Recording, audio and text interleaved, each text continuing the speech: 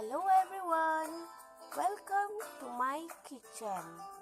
Always remember, home-cooked food is always the best. Happy cooking! Hi everyone! Welcome back again to my kitchen. And here's our ingredients for this recipe. Guess what? What we are making today? It's all about Filipino food, chicken, caldereta. So here's our ingredients already cut and prepared. Potatoes, carrots, onions, ginger and garlic paste, traffic light capsicum or bell pepper. This is the chicken, cut chicken. I included the liver and of course tomatoes.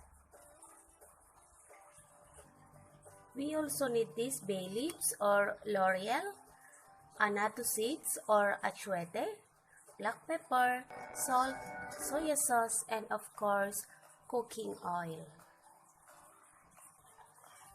First step, we have to marinate the chicken with these ingredients. Soya sauce, a vinegar, I forgot to include earlier. This is 1 tablespoon vinegar. Ginger and garlic paste.